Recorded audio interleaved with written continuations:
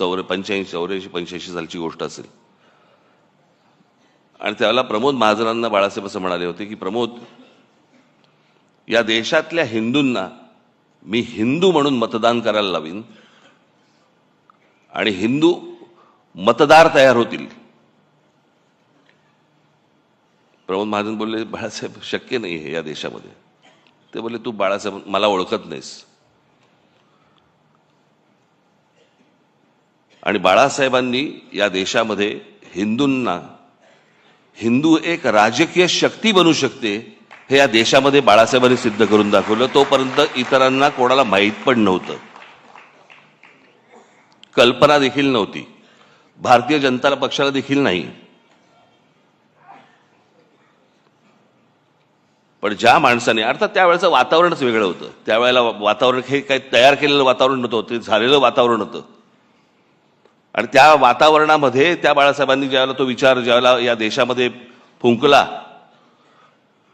आणि त्याच्यानंतर जे यश सर्वार्थाने यायला लागलं, आज जर बाळासाहेब असते आणि तो जो हिंदुत्वाचा आज जो काही इतर सगळ्या ठिकाणी जो काही बाजार मांडून ठेवलेला आहे तो पाहिला असता निश्चित व्यथित झाले असते की अरे मी काय बोलून गेलो, मी काय सांगत होतो, मी तुम्हाला काय म्हणत होतो आणि हे आता कुठच्या परिस्थितीमध्ये तुम्ही आणलं. एखादी गोष्ट एखादा माणूस ज्यावेळेला ती घडवतो, ती घडवल्यानंतर त्याचं पुढे बाकीचे लोक काय करतात हा एक देश, हे एक्झाम्पल आहे, त्याचं उदाहरण आहे त्याचं. पण मला असं वाटतं की बाळासाहेबांनी ज्या तडफेने, ज्या निष्ठेने ते विचार जे मांडले, खास करून महाराष्ट्रामध्ये मराठी माणसाबद्दलची मांडले, हिंदूंना त्यांनी हिंदू म्हणून जागृत केले,